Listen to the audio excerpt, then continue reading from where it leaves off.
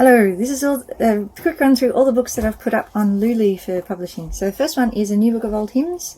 So you can see, depending if you look in the fine print, you'll find out whether it's the slightly smaller economical version that you're buying or the slightly bigger 6x9 inch one. But they're all really good. Lots of hymns and lots of Gregorian chant. Next one, what's the other most famous one? Possibly the Old Westminster Hymnal. So it's an enormous organ book of stuff that I've painstakingly got off the Internet Archive and tidied up a little bit. Yeah. Richard Runciman Terry's opinion of what goes into a good Catholic hymn book there. The St. Basil's Hymnal of 1918, because that was I think the newest one you can get as a out of public domain, public domain thing, out of copyright. So you can see that's a very handsome book. There's lots of famous stuff. It might generally tend to be a bit more schmaltzy than Richard Runciman Terry's English stuff, and this one's American, this one's English. I'm just hoping it's not actually Canadian, but I pretty much remember that as being American. Treasury of Catholic Song is another one I remember as being American. He's from Wisconsin. There you go. So, Treasury of Catholic Song with a picture of Our Lady done by that priest Tissot, who did the watercolours. That's supposed to be terribly historically accurate. Another one with lots of easy to read music. It's quite a good large print and everything. Yeah.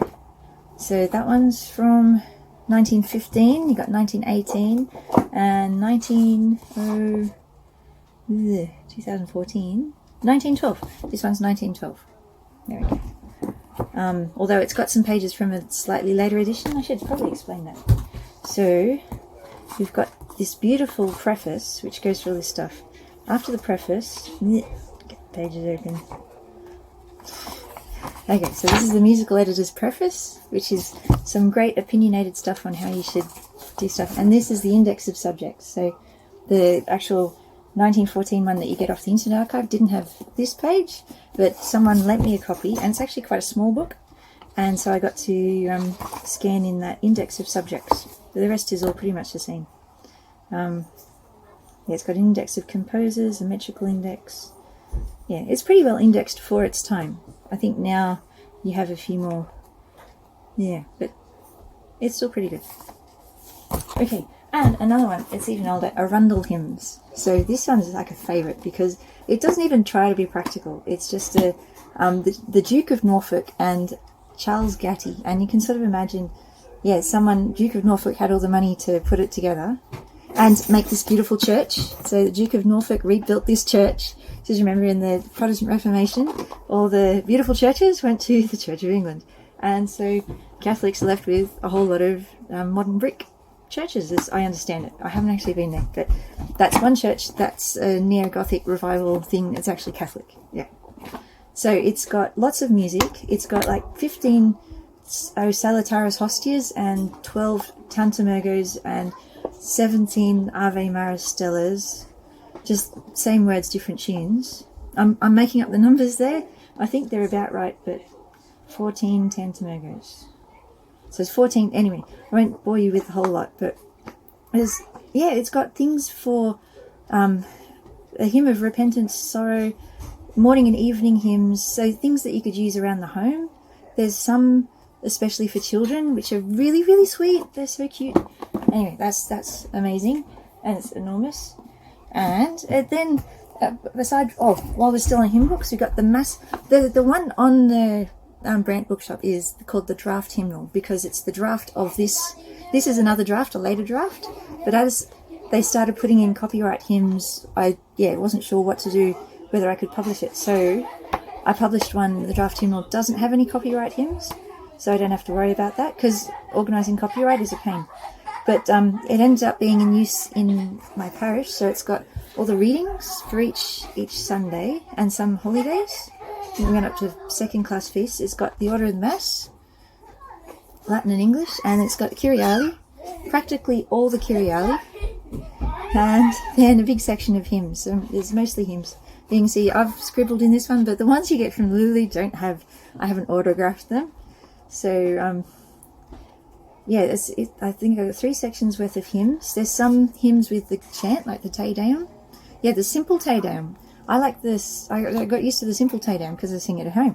But yeah, then when you went to use it in the church, the priest automatically went to the solemn Te Deum, so we couldn't actually use the books. But yeah, anyway, that's right. It's got all the litanies: Litany of the Saints, Litany of the Sacred Heart, I remember, and Litany of the Precious Blood, and Litany of the Blessed Virgin Mary. It's the second tune that is used by Maternal Heart at Lewisham, and I think a lot of other people use the first tune.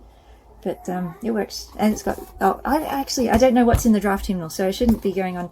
But you can see there's lots of stuff. Last section's Benediction of the Blessed Sacrament. So yes, I should probably get a copy of the draft hymnal and maybe update it, because there were lots of changes after that. Okay, so apart from that, apart from music, the other thing I like is Latin. So this is a Catholic's Latin instructor.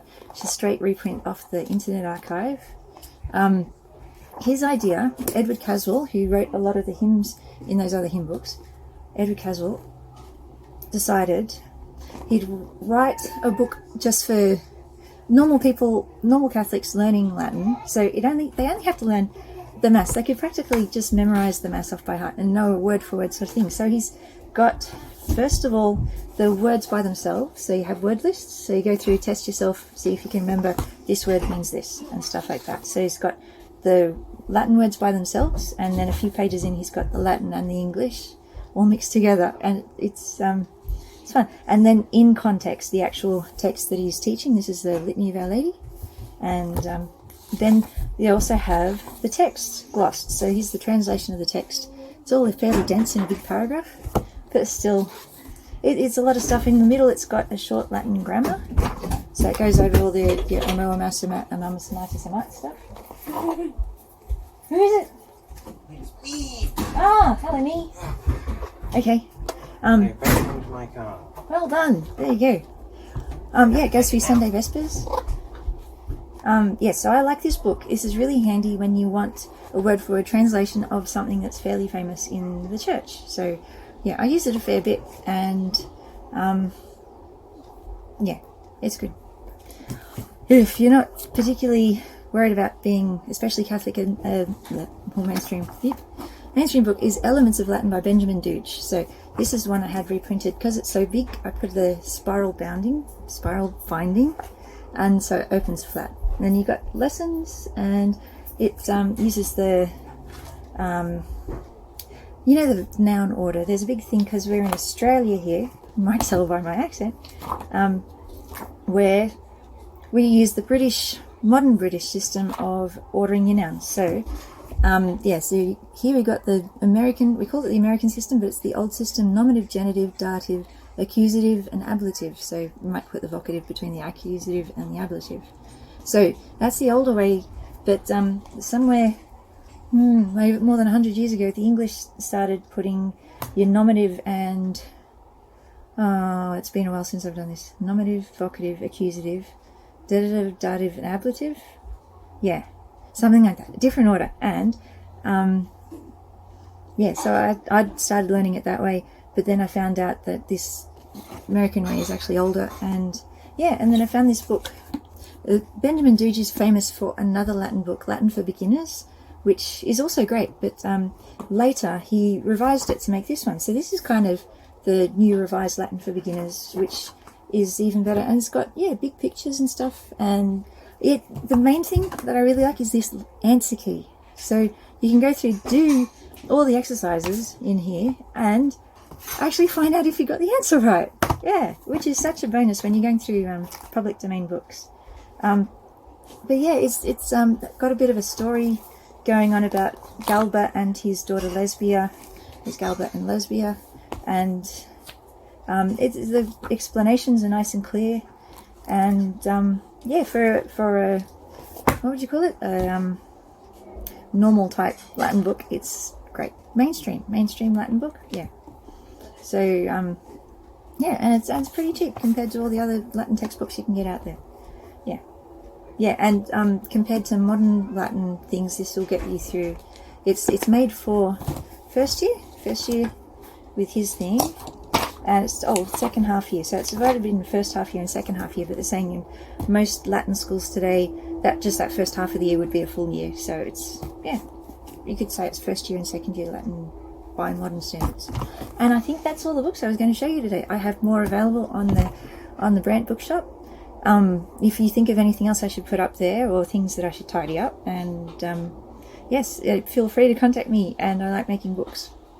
Yes, just, yeah, you could probably see from the background things that I have some other things to do, but yeah, I'm happy to help, and please buy my books. God bless, bye.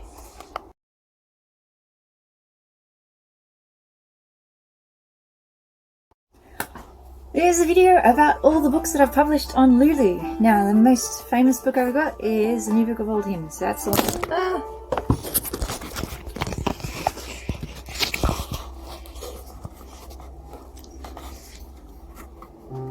Okay, so maybe I should... Okay, so this is all the